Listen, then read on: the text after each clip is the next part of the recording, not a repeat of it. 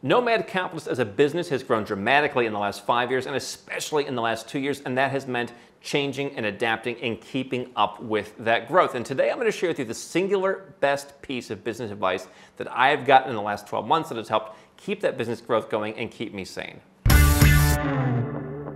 One of the cool things about living overseas from my perspective is you break down this psychological barrier that people often have, where you get to talk to people all over the world, be friends with them, be mentored by them, take advice from them. And so you get a lot of interesting perspectives. I have a friend who happens to live in North America, and he sold a business for a whole bunch of money a number of years ago, and we talk every so once in a while about what he's doing in his life and about what I'm doing here in Nomad Capitalist, the business. And about a year ago, he gave me a piece of advice that has really changed what we're doing and has helped keep me sane in a period of extreme growth. And so I'm going to share that with you and what you can do to deploy that hopefully in your business. If it's your first time here, my name is Andrew Henderson. I am the founder of Nomad Capitalist. We are a boutique consultant firm that helps 7- and 8-figure entrepreneurs and investors legally reduce their taxes, diversify and protect their assets, get multiple citizenships, basically just make sure they have optionality so that their lives and businesses are as free as possible and they get to be in the driver's seat. We also host the biggest and best offshore conference called Nomad Capitalist Live, which is open to absolutely everybody, and I think everyone who's an entrepreneur or investor should come. So throughout all the growth in our business, it has been a challenge. And I think what the first things that we did, because we had to do it, was when client quality, client volume increased, the first thing is, okay, more on the servicing side on the back end. So with our business, it is you get onboarded and then you work with a team to develop your plan. For the longest time, I held on to because I figured, hey, I'll work 17 hours a day. What do I care? Which obviously is not sustainable in the long run, at least to the level of like just doing 13 hours of calls and then spending 4 hours running a business and emailing people some days. But I figured, okay, like we have people who can do onboarding. Not enough, but we have people. We have me who, with some support, can like do all the kind of front end service work and creating kind of plans, and then there are people who can execute that. And so the first thing we did when we saw growth was I just got really overwhelmed on the servicing side, and we kind of slowly built out the team, helping on the servicing side, but then really what got the attention was the execution. So where you've got a plan, okay, now I want to execute the plan, so great, they'll help you do it. Like they have the map, they have the blueprint that we figured out, and they'll just kind of like push play and plug you into our vendor network. And we have 11 different lawyers, accountants, and real estate agents and bankers you need to talk to, and like they'll coordinate it all and make sure nobody screws up. And so that's where we started really hiring a lot more of, and that still comprises like probably about 40 to 45% of our entire headcount right now is people executing plans on the back end once they're already made. And so that was an area that grew very quickly, and that department was run by someone who now kind of runs a lot of our operations overall. She kind of rose to the ranks and really just whipped it into shape. And it was the one department I never really worried about, was just executing plans. So last year, 2021, greater than 99% customer satisfaction rate, first time ever that we had 99% plus, which was great. And so that was working. But the advice that I got last June from my mentor was, you're growing quickly and you're doing too much, and you need to have a couple people that you work with. So the idea was, hey, you have someone who's running this department that's grown from like 3 people to 24 people in a couple of years. And she's doing well, and she's the respect of other people on the operational side. So like if it's plan creation, if it's execution, like she has their respect. Why don't you like have her, manage all those people and bring in someone who's experienced to, kind of take over her role, and then, help kind of drive that growth faster.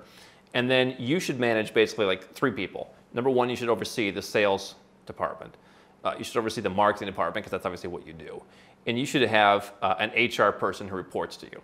And so I don't really anymore manage the sales department. I'm always involved in marketing because I love doing this. I love creating content for you. I love having ideas. I love really connecting. And I think that it's important to share stuff, because I really feel passionate about sharing what we're doing with you on this side. But the one piece there that we didn't have, we never really even thought about, was the HR, the human resources side. And for the longest time, I think that what I've dealt with was kind of having the mindset of a scrappy entrepreneur, that even though the revenues of the company were really pretty substantial, I turned on Shark Tank for the first time recently, and I'm thinking to myself, like, look at all these companies that have like less revenue than we do and a lot less profit than we do, and like they're on Shark Tank and they're asking for like huge valuations, and it's like maybe I should give myself more credit. And his thing was, you're at the point, I forget what we had at this point, 40 people, 42 people, whatever. He's like, you need a full-time person. We had kind of dabbled in like, let's have someone part-time help with recruitment, and it was just like, hey, we're not a big company, we're a small company. And the idea was like, oh, well, we're just gonna hire some people and then it'll be done. And then like every year you kind of grow faster and then like, oh, we need more people. And it's like, it was always kind of, again, on the operations side, kind of serving the clients in the back end, that worked. And then like I was being stressed to kind of serve them on the front end. And then like everything else was just kind of like, hey, you wanna be onboarded? Yeah, you gotta wait a little while because we're full. And it's like, okay, I felt like that's what people would want is like, I don't want to talk to like a sales department. I want to talk to like, oh, here's a person that Andrew personally trained. And I had to get out of this mindset of like the scrappy entrepreneur where it's like, no, you've got to build a department out for everything. And that's where the HR came into play. And so there were a couple things that we did with HR. Number one is we brought in somebody, full time.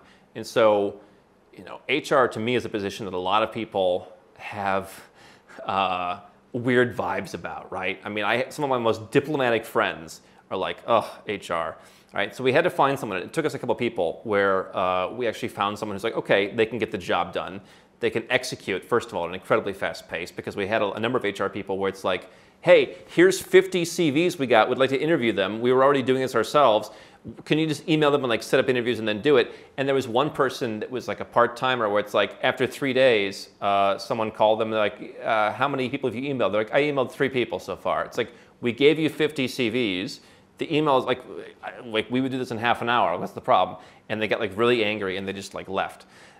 And so you had to find someone who like could just do the job. Now listen, I get it. Like I go on LinkedIn and it's just an entire cesspool of people just trashing employers. And listen, I'm sure some employers are terrible. We try and really be upfront with people, and we're not for everybody. This whole thing, like, so I'm sure that HR people will be commenting like, "You didn't do it." It's like, listen. So we finally got someone in HR who can like execute. And it's like, okay, listen, we need like 25 positions. And like, here's what we need, and like, we're gonna be organized with like the job descriptions, like everything we need to do, and like, we're just gonna put it out there. And then also saying, number one, obviously fill open positions. Number two, overfill open positions. Because as I was talking to a friend of mine recently, he's like, oh, I have one person who basically runs my entire business, and I'm hiring them an assistant to kind of grow up and learn and take part of that from them. He's like, I feel like it's really inefficient because I don't really need that person. And I'm like, no, you need that person because what happens if the person who's running your entire business decides they don't want to work there, or they get hit by a meteorite, or who knows what can happen. Like, you don't want to rely on just one person. So you need to be inefficient to be efficient. And so we had to build out more people in every department, partially because, again, I realized if I can do something at a certain pace, maybe someone else who's taking a task from me or is taking a task from someone who took it from me is only going to do it at 1/3 the pace or 1/2 the pace. Like, maybe people don't move at my pace. And so accepting some of that inefficiency, accepting that you're going to overhire was good. Having backup plans in place for anyone to where, sometimes you'll bring on, perfect story with our HR. I said, let's hire, a professional, grizzled veteran of HR, and then let's hire someone to kind of help them out. And the last time, the grizzled veteran didn't really work out. And then it's like, oh, okay, well, we have this person who was going to like help them. So like, all right, let's give them a shot. And that person took the reins faster than anybody and just like really worked out. And so having that backup meant that like, we didn't have to say that like, we don't have to go through the problems that the other certain people have, but like, you don't have to like hold on to someone longer than you need to. Because I think that one of the challenges that a lot of entrepreneurs who have good intentions, and I can put myself in this category, is like, you want to give people lots of chances. I've seen this especially in Americans, not trying to pick on anybody else, but like, I see Americans like, hey, I believe in second chances. Like, the United States is kind of a country of second chances. That's the vibe. And so I think that especially when you're hiring internationally, that can sometimes backfire on you. And so you want to have backups. You want to pull the rug out if someone's just not doing the job, if someone's just difficult to work with. We had a situation not too long ago where one of the teams brought somebody in, And they were telling me stories, and by the second day, I realized this person wasn't going to work out. The person just had an attitude problem. They didn't want to do work. The attitude translated into like basically trying to like bamboozle you into thinking that like this little work product was acceptable, and like it should be this much work product that's delivered every day, and like that we were all doing this much, and they were doing like this much, and it's just this is not going to work. But they kept giving them like chances for a month, and then eventually the person just like fizzled out. And it's like they weren't willing to make that tough call on the second day because they had nobody else there, because nobody was building backups, because back then we hadn't gotten around to backing up that position yet. So basically the best advice that I've gotten is bring in someone in HR at your company, and we brought the person in too late. So if you are someone who's a growing entrepreneur, you've got a growing business, hire that person sooner than you think you need them, and focus on two things. Can they execute, i.e. can they do a large volume of recruitment, and process improvement and documentation and everything that HR needs to do, and HR generalists would need to do.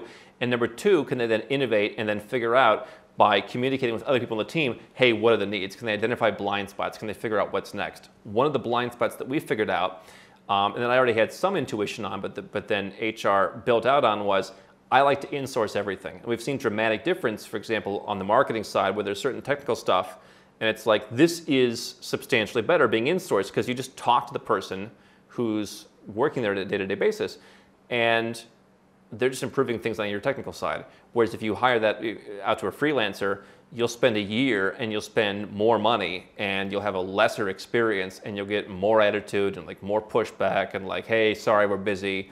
And insourcing for us on marketing, on really anything. I mean, our goal now was total insourcing. We don't want to sort stuff out. We want to bring everything in-house. We have a unique business where we want people to understand it. We want people to hang out on First Fridays and have champagne in the office and like learn about, you know, the Latvian residence program and what's changing. And like that's hard to do when you're like sitting somewhere else. And so we wanted to bring in basically an entirely in-house team where everything that we do is insourced. And so how do you do that?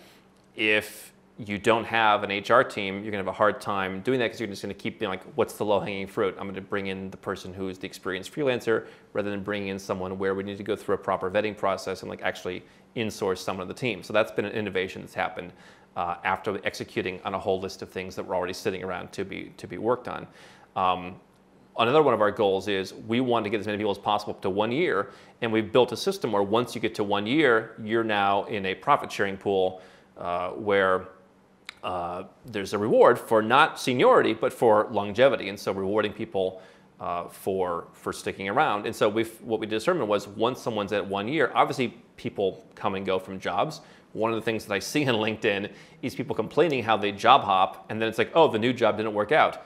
Doesn't mean the new employer's not scuzzy and disgusting, but it's like, yeah, you know, maybe you want to like stick around in somewhere where it's like things are working out, the grass isn't always greener.